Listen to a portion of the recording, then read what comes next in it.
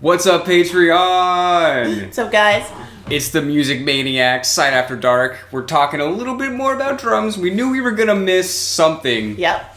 And it turns out we missed a lot. Yeah. So we wanted to do a little addition, for y'all, for the people. Mm-hmm. But we're probably still gonna miss some after this. But of course. but whatever. I mean, we just gotta go for it. Yeah. The first one that I realized that we missed was the other Van Halen, Alex Van Halen. Yep.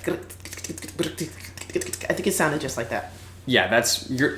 Oh, I thought this was Alex Van Halen. Oh, it's Sifa. Oh, we're just that good over here. But no, like, this is straight up the first time that I ever heard "Hot for Teacher." I was like, how many drummers are in this band?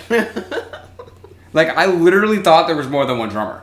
And I had to look it up to find out that, no, it's just him. Yeah. It's just Alex.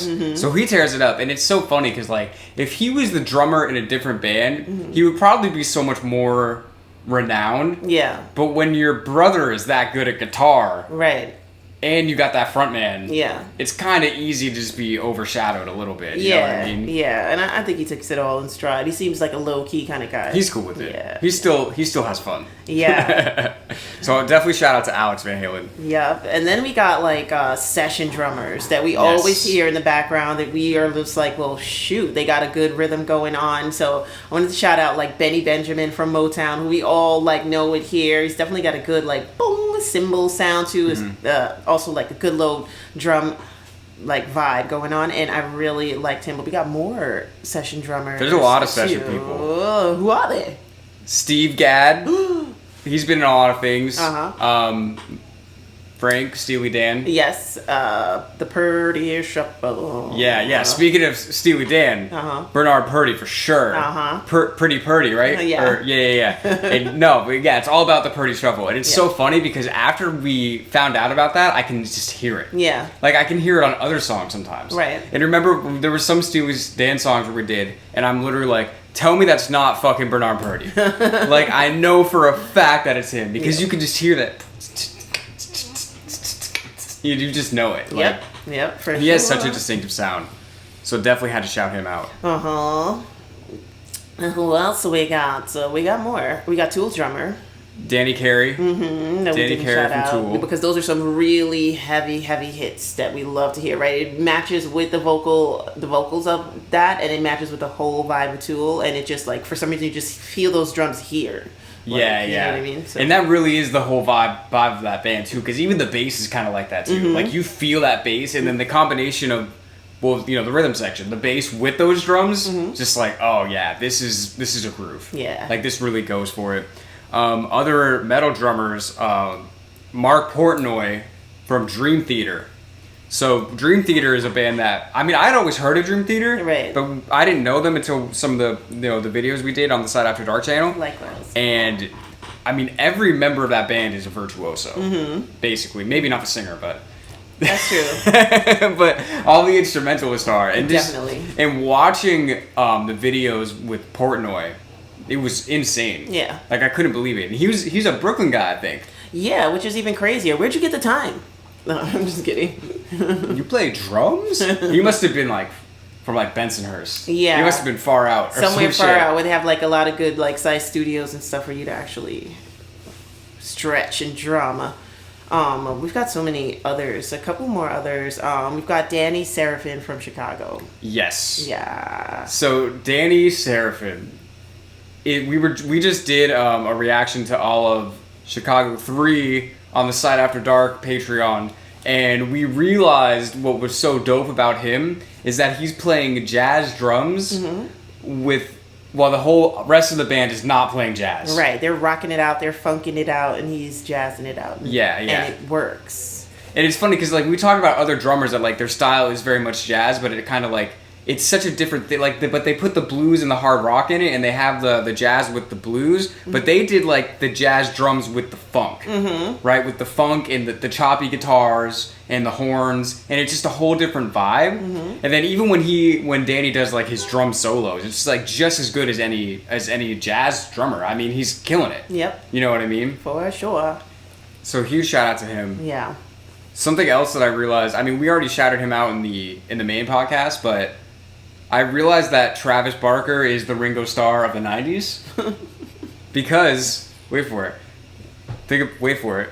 Huh? Okay, so remember we were talking about how, so the Beatles were around with their other drummer. And they, they did it all right. But as soon as they got Ringo, who was a way better drummer, they went, yeah. Right? That's the exact same thing that happened to Blink-182. Because they had this drummer, and this is actually kind of a fucked up story, how this happened. They had this drummer, his name was Scott Raynor. And he was just like, he wasn't terrible, but he was just like a pretty basic punk rock drummer. And he was kind of an alcoholic. Okay. And at some point, Mark and Tom were like, hey man, if you don't clean it up, like, you're out of the band. Like, you go to rehab or you're out of the band. So he went to rehab. And during the time that he was in rehab, they were like, oh, well, we still need a drummer to do some shows. And that's when they picked up Barker. Right? So he listened to them and he was like, okay, I will go to rehab because this is the band. I want to stay in the band. And they pick up Barker in the meantime, and they were just kind of like, whoa, this guy. I don't think we can go back. No, I don't think so. Oh my gosh, that's terrible, but hey. I know, it's kind of fucked up, but it's just like, how are you going to deny that? Like, and it's funny, like, I was reading Travis Barker's autobiography, and somebody was like, yeah, like, I saw Blink before, but when I saw Blink with Travis, I knew that was the Blink. I knew that was what it was going to be.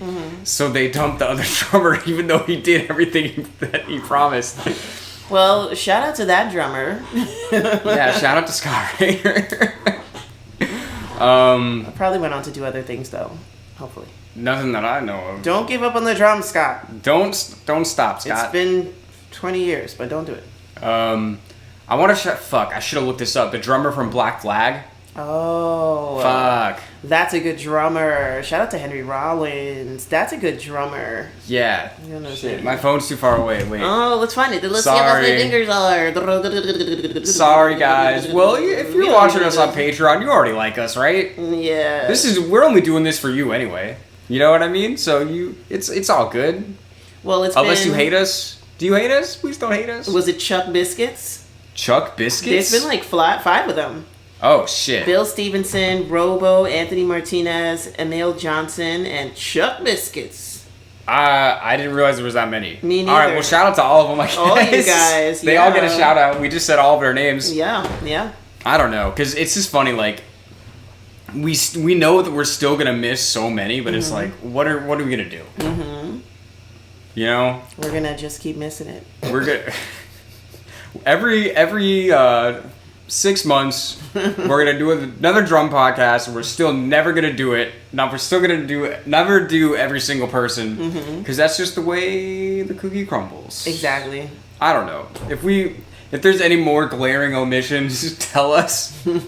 If we really miss even more, we might do another one of these. Who knows? But it's very possible. Right. I don't know. And we'll probably do this for other instruments too soon, so that'll be fun. I foresee that. That'll be fun. So definitely be on the lookout for those coming soon.